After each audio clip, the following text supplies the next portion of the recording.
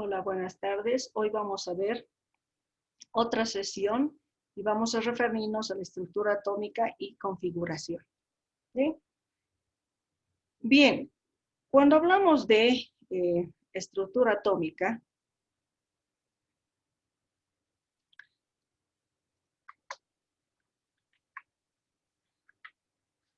es necesario hablar sobre algunos aspectos importantes en la historia que se dieron, y uno de ellos es, por ejemplo, el modelo atómico de los rayos catódicos de Thomson, que lo hemos visto en una anterior sesión.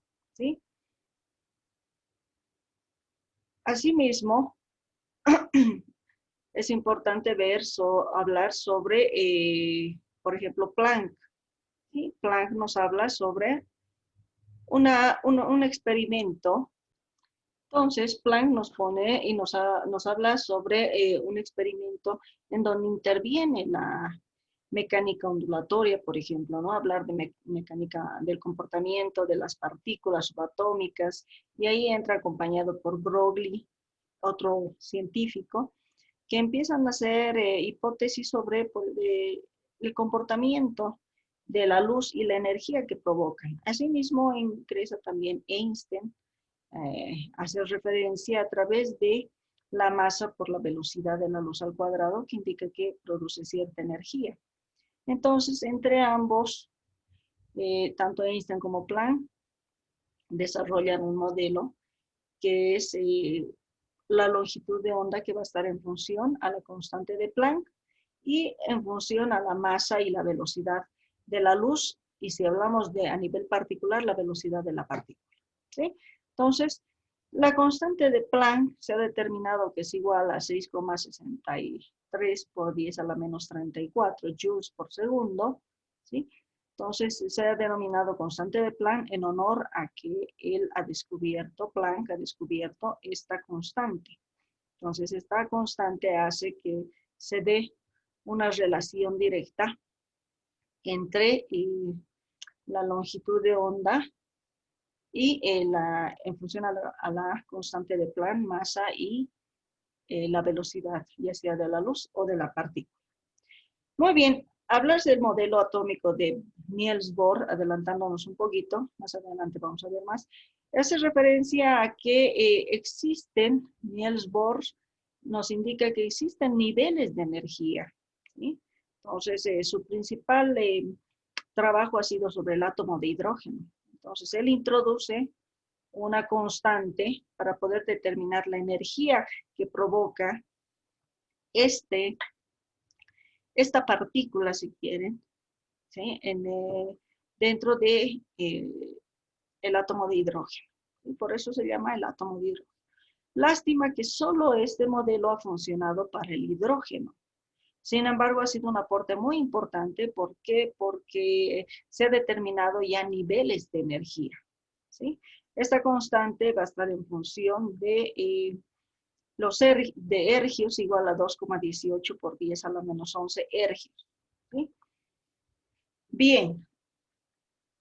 Otro suceso importante ha sido el que hemos mencionado hace un momento, de Einstein, que hace referencia a la velocidad de la luz que incide en el movimiento de las partículas. Entonces, está asociada, dice, al electrón alrededor del núcleo y establece las relaciones entre la masa y la energía.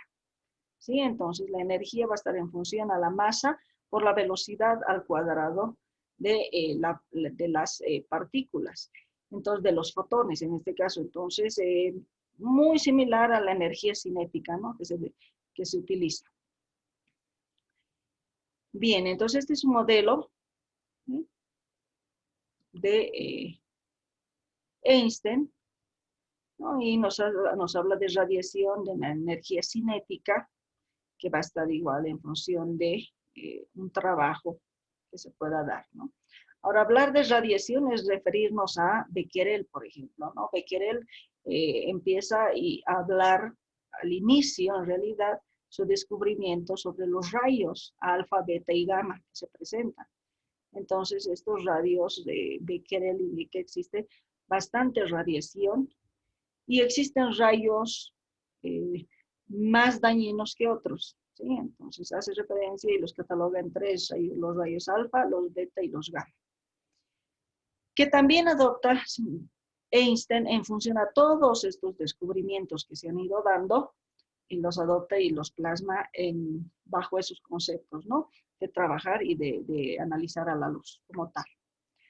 Otro grande descubrimiento es el de Millikan, ¿no? Donde dice el electrón tiene una carga igual a 1.6 por 10 a la menos 19 coulombs. Además, sabiendo que el electrón posee carga, en un ingenioso experimento, Millikan determina el valor exacto de la carga del electrón. El aporte, si bien Thomson infiere en el descubrimiento del electrón, pues Millikan va y corrobora este dato con mayor exactitud.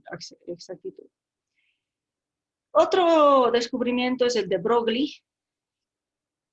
que va a establecer que una partícula de masa muy pequeña va a viajar a velocidades cercanas a la luz. Entonces deja de ser partícula y se comporta como una onda electromagnética. Además se va a asociar a una onda, a una partícula de masa que va a viajar a través de la velocidad. Y eso es lo que mencionábamos hace un momento. Tanto decíamos que Planck trabajó conjuntamente con Broglie y trabajó conjuntamente con Albert Einstein en épocas muy similares, pero se han ido corroborando unos a otros. Y bueno, por ambos lados se ha ido descubriendo que la energía va a estar en función a la constante de Planck y la frecuencia, ¿sí? Pero a la vez la frecuencia va a ser igual a la velocidad de la luz entre la longitud de onda. De ahí ¿sí? Despejamos que la longitud de onda va a ser igual a la constante de Planck, la masa y la velocidad, que puede ser de la luz o la velocidad de las partículas, si queremos analizarlas. ¿Sí? Entonces, es muy importante poder este aporte, este experimento relacionado a la mecánica ondulatoria. En realidad, aquí estamos viendo la mecánica ondulatoria, porque estamos indicando de que realmente estos fotones, ¿sí? Estas partículas que después se han agrupado en fotones, van a ser aquellas que van a estar representados a través de una energía, ¿sí? Y bueno, a partir de la energía es que consideramos ya por los aportes respectivos de lo mencionado esta debida ecuación. Otro descubrimiento importante es de Heisenberg, que hace referencia a que es imposible determinar simultáneamente la posición de la partícula y la cantidad de movimiento, y esto es apreciable con masas muy pequeñas o cuando se viaja a velocidades muy grandes, ¿sí? Entonces, a través de la función, ¿no es cierto?, entre la cantidad de movimiento y la posición. ¿Qué quiere decir? Se llama también el principio de incertidumbre, el que llamamos acá principio de incertidumbre de Heisenberg. ¿Por qué? Porque no se ha podido determinar exactamente, con exactitud, la posición determinada de una partícula en el átomo, estamos hablando, así como su movimiento. Es decir, no se puede determinar que en un momento determinado, ¿sí?, de tiempo, recorra cierta distancia y en otro momento igual a ese recorra la misma distancia, ¿sí? Entonces puede ser menor o mayor esa distancia o puede simplemente no moverse la partícula. Por eso es que se llama un principio de incertidumbre, que ese principio de incertidumbre ha tratado de refutar Einstein.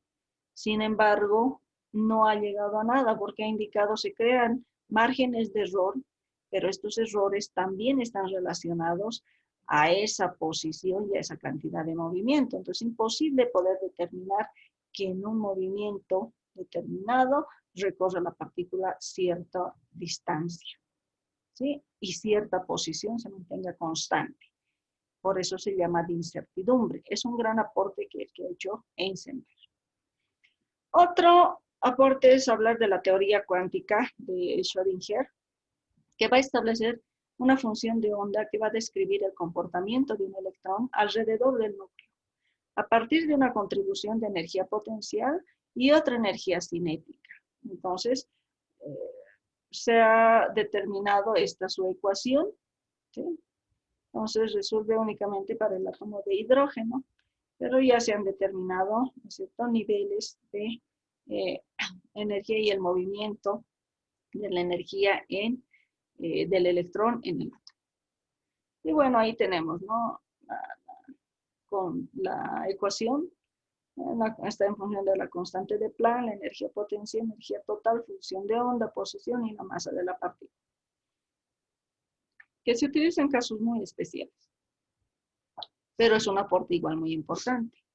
Otro aporte es el de Rutherford, y este ha sido en realidad un gran aporte, porque una vez que se estaban analizando las radiaciones con Becquerel, etcétera, y otros autores, entonces ahí ingresa el modelo de Rutherford, ¿no? Entonces Rutherford, a través de sus discípulos, empiezan a analizar el átomo y evidencian que el átomo no tiene una densidad constante, ¿sí? Entonces, a través de un experimento de un haz de partículas y una laminilla de oro, es que pueden evidenciar que no todas las partículas pasan como si hubiese esperado, sino algunas tienden a desviarse. Y esto entonces, después de un análisis, Rutherford indica y establece que las partículas pues no logran el paso indicado debido a qué, debido a que existe una densidad que no es uniforme en el átomo, ¿sí? Entonces, la densidad de las partículas resulta que no es uniforme, resulta que en el centro del átomo es la parte más densa y además que cubre la mayor parte de la proporción de la masa del átomo y además que tiene carga positiva e indica que los electrones están alrededor de este núcleo que es mucho más denso y están estos alrededor dispersados, ¿sí? Entonces, por eso es que se da este. Entonces, el aporte de Rutherford ha sido muy importante para los siguientes procesos y experimentos que se han ido dando con los diversos autores. Pero bueno, un poquito más aterricemos en lo que es el átomo de Bohr, ¿no? El átomo de Bohr indicábamos que hace referencia a niveles y empieza a hablar Bohr sobre una energía cuantificable, ¿sí? Empieza a hablar sobre órbitas e indica que en el átomo existen órbitas, ¿no? Y que los electrones viajan a velocidades cercanas a las de la luz, indica. Además, indica que existen niveles de energías principales, y van a estar asignados estos niveles por números enteros. Entonces, empezamos a hablar con Bohr sobre niveles de energía y también sobre que este modelo atómico se lo ha realizado en el átomo de hidrógeno, repetimos, ¿no es cierto? Entonces, lastimosamente no se evidencia la utilidad para otros átomos. Sin embargo, ha sido un aporte muy importante porque ha hablado sobre la energía cuantificada, ¿sí? La emisión y absorción de la luz por los átomos en el tránsito del electrón. Habla también de una energía en un estado basal, hace referencia a las órbitas, los radios, el núcleo, ¿sí? Y el número cuántico principal, que va a ser suficiente para poder especificar la órbita del electrón y su energía. Entonces, el átomo de hidrógeno indica la solución de la ecuación de Schrödinger, va a establecer 4 niveles, 4 números cuánticos, que es N, L, M y S. Entonces ya empezamos a hablar de números cuánticos. ¿En base a qué? En base a todos los descubrimientos que se han ido dando a través de la historia. Y finalmente se ha aterrizado con Bohr.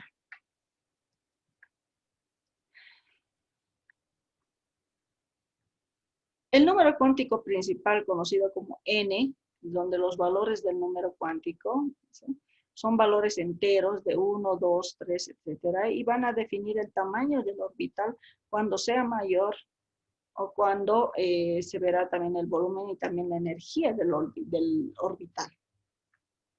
Este número cuántico va a tener un momento angular, además que va a indicar la forma del orbital y su momento angular, ¿sí? L es otro número cuántico, va a estar dado de 0 hasta n menos 1. Entonces, para L igual a 0, orbital es S. Para L igual a 1, orbital es P. Para L igual a 2, orbital es D. Y así sucesivamente para el orbital F y para el orbital G, ¿sí? Cuando hablábamos del número cuántico principal, hacíamos referencia a que igual existe una designación por letra, ¿no es cierto? Entonces, para el número cuántico principal, 1, por ejemplo, es K, 2, L, 3, M, 4, N, y así sucesivamente. El número cuántico M es el número cuántico magnético que va a definir la orientación espacial del orbital frente a un campo magnético externo. Es decir, M va a estar dado de menos 1 más 1, igual, ¿no? Ahí puede venir menos 2 más, hasta más 2, el 0, ¿sí? Y así sucesivamente. El número cuántico S, entonces este valor va a referir a la orientación magnética del electrón. Es decir, que va a tener dos valores por sus dos sentidos, más un medio y menos un medio, ¿sí? Esos son los valores de S. ¿Por qué? Porque representa el giro, ¿sí?, positivo o el giro negativo. Entonces, se va a llamar orbital espacial, y al orbital con el valor S se le llama spin orbital. Entonces, el número de spin va a ser igual a más un medio o menos un medio. Bien, los números cuánticos, entonces, indicábamos que van a ayudar a entender la distribución de los electrones alrededor del núcleo, donde cada núcleo en una configuración electrónica va a representar un orbital electrónico. En una configuración electrónica que representa, ¿sí?, un orbital y además puede alojar dos electrones.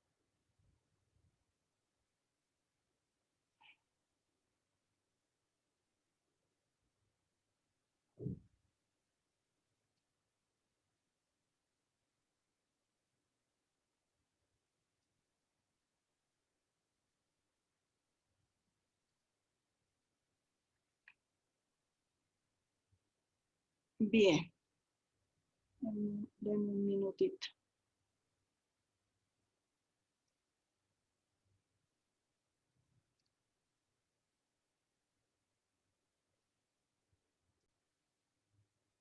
Entonces, como indicábamos,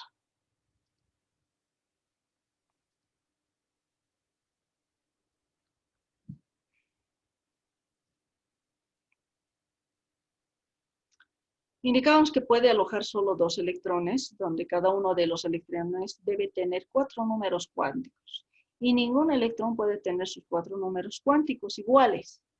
Además, se va a identificar a los números cuánticos en los electrones de la capa de valencia, por ejemplo, del estaño S50, ¿sí? O una configuración electrónica de criptón que va a pertenecer al grupo 14, por lo que tiene 4 electrones en su capa de valencia. Estos van a ser, son, por ejemplo, 5p2, por lo que aparece en el quinto periodo, por ello el valor número cuántico principal, n, va a ser igual a 5, aquí, ¿no? Para los orbitales S, sabemos que L va a ser igual a 0, por lo tanto, M va a ser igual a 0. pues M va de menos 1 a más 1. ¿Sí? Entonces, para L0 más 1, menos 1. En resumen, entonces, los números cuánticos para los electrones del orbital 5s van a ser N5, L0, M0 y S menos 1 medio. ¿Sí?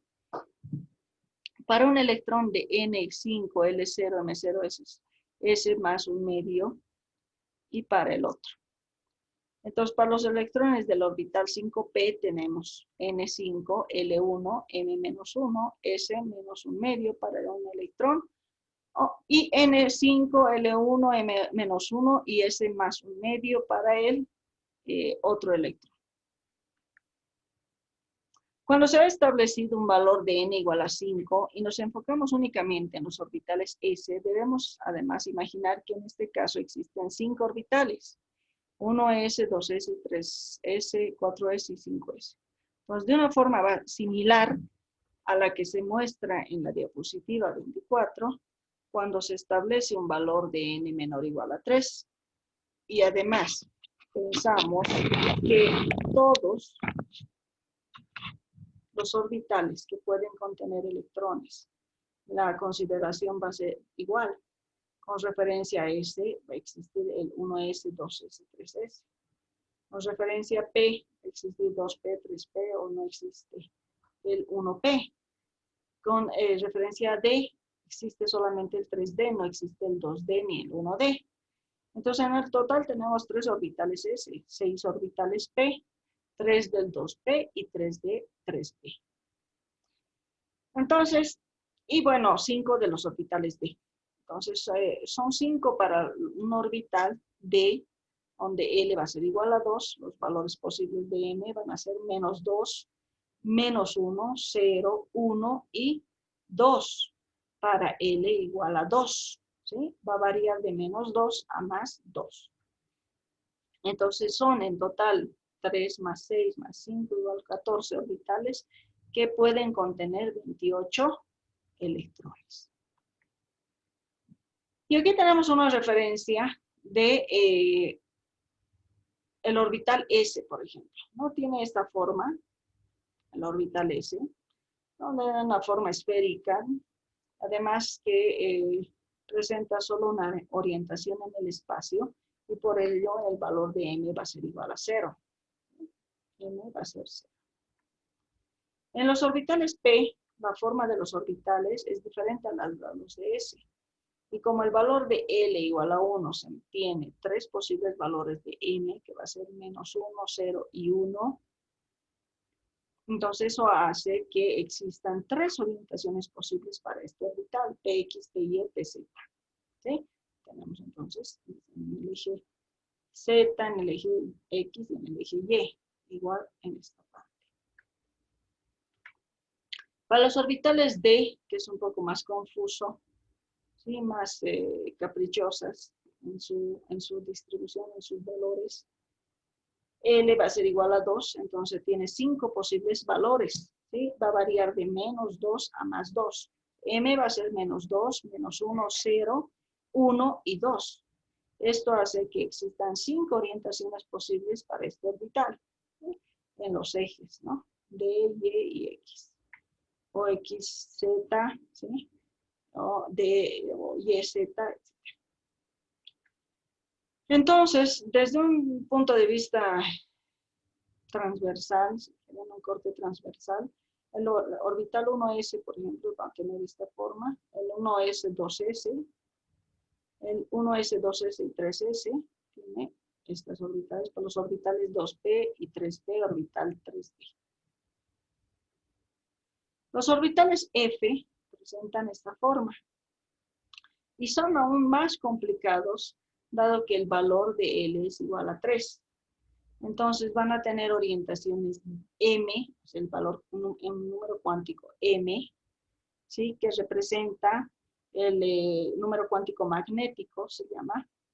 Va a tener estas 7 orientaciones, va a variar desde menos 3 hasta más 3. ¿Qué tenemos? Menos 3, menos 2, menos 1, 0, 1, 2 y 3 positivos.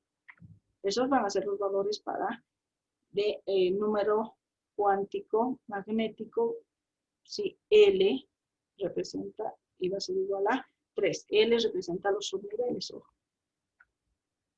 Bien, hablar sobre configuración electrónica, entonces, es referirnos a la configuración que va a estar representada por la distribución de los electrones fuera del núcleo y se basa en 3 principios básicos que se van a mencionar a continuación. Entonces, indicábamos que referirnos a la configuración electrónica, ¿sí?, es seguir una regla que lo vamos a ver en un momento más. ¿Sí? Pero para eso tenemos que estudiar el principio de llenado de Aufbau.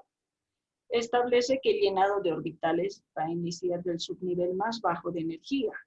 Pues para ordenar los subniveles S, P, D y F, de acuerdo con su nivel energético, se va a utilizar una regla que se llama regla de diagonales. ¿Sí? Entonces, ¿qué consiste acá? ¿Sí? Entonces tenemos 1S en la cúspide, 2S, 2P, 3S, 3P, 3D.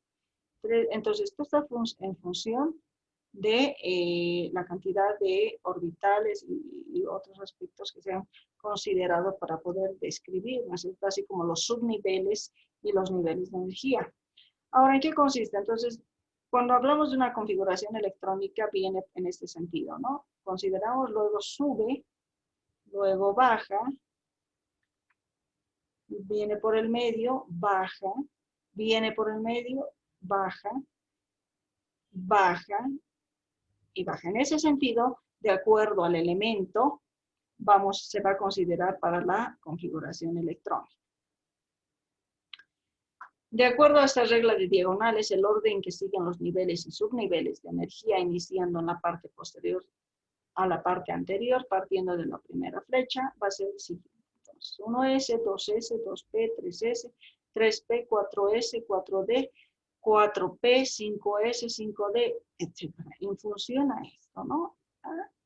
5P, 6S. Luego vendrá 4F, 5D, 6P, 7S. 5F, 6D y 7P finalmente. 7P. Esa va a ser la forma de la estructura de la regla de Aufbau, que es la diagonal. El llenado de los orbitales va a realizarse de acuerdo a la capacidad contenida en cada orbital.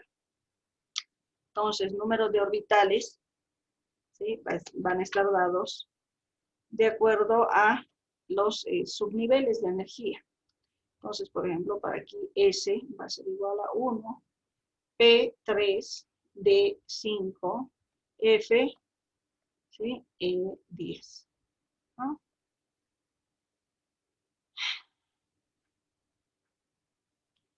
Para el máximo de electrones contenidos van a ser 2, 6, 10 y 14. ¿Sí?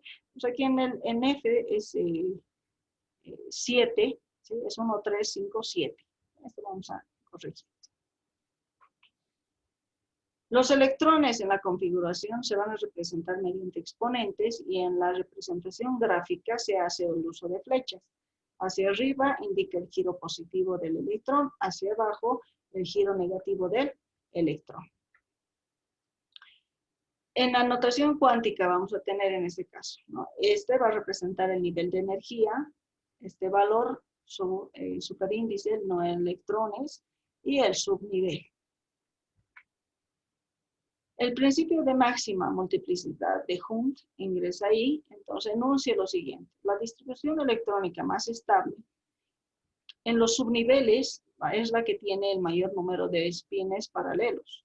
Esto se va a lograr llenando los orbitales con electrones de giros positivos y posteriormente con giros negativos. Pero ese aporte ha sido un poco frenado a través del principio de exclusión de Pauli, que enuncia justamente la ley, si quieren, el principio de exclusión de Pauli, que va a estar en función de una ley periódica, ¿sí? Entonces, indica que Dos electrones en un mismo átomo no pueden tener los 4 números cuánticos iguales. Y esto es que puede coincidir en el mismo orbital, pero con espines opuestos. Entonces nos habla de una exclusión directamente.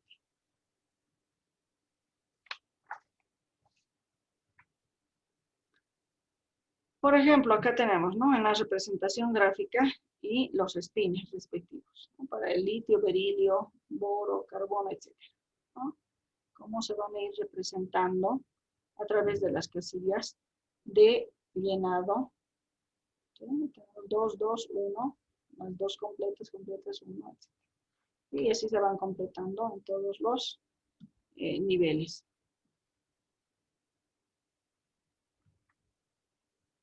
Ahora, al referirnos a la configuración de kernel, hace referencia a la configuración electrónica abreviada, basada en los gases nobles, tal y como se presenta en la regla de los diagonales, debido a la estabilidad de los átomos para poseer orbitales p, que van a estar completamente llenos de electrones. Entonces, ahí tenemos una configuración normal de los gases nobles, ¿sí? Y de kernel, ¿no? Que va a restringir. Referirnos a la configuración electrónica, es que va a representar la distribución de los electrones de un átomo. La de kernel va a ser abreviada basada en los gases nobles, solo neón, argón, criptón y radón. Sí, esto no es muy usual para el presente capítulo que estamos viendo, pero es importante que consideren como concepto, por lo menos. El nivel, región energética localizada, fuera del núcleo formada por subniveles. Orbital va a ser la región en la cual es probable encontrar un electrón. Y el subnivel, la región energética formando por un conjunto de orbitales. Entonces son 4 regiones, S, P, D y F, ¿no? Los subniveles en realidad. Entonces es importante que podamos recordar y ver algunos ejemplos acá, ¿no? Entonces nos dice si tenemos esa cantidad de orbitales para esta configuración electrónica ya desarrollada, sobre los electrónicos, queda que cada orbital acepta solo 2 electrones y que solo hay una orientación para los orbitales S, que hay 3 orientaciones para los orbitales siguientes y luego para los orbitales F, D, P. Asimismo, tenemos acá para los orbitales F, en la cantidad de número de electrones que puede considerar.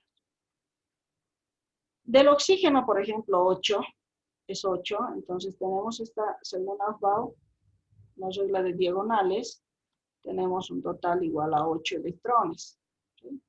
Entonces, una configuración electrónica vamos a tener igual aquí, va 2, venimos por aquí, tenemos 2, ya tenemos 4, subimos y aquí tenemos 4. Entonces hemos completado los 8 electrones. Y tenemos esta que va a ser su configuración electrónica para el oxígeno. Para el caso del cadmio, ¿sí? El número de electrones cargados de esta forma 2 positivo, entonces vamos a tener que va a ser los 48 menos estos 2 y tenemos 46. Sobre la base de 46 se va a realizar la configuración electrónica. Esta va a ser el número de electrones. Entonces se hace su configuración electrónica para el cadmio cargado 2 positivo hasta cumplir los 46. Entonces tenemos 2, 4, 10, 12, y etcétera, así de esta forma, en forma diagonal, y hemos cubierto los 46. ¿Sí? Los 46 electrones. Y esta va a ser su configuración electrónica, por ejemplo, para este elemento.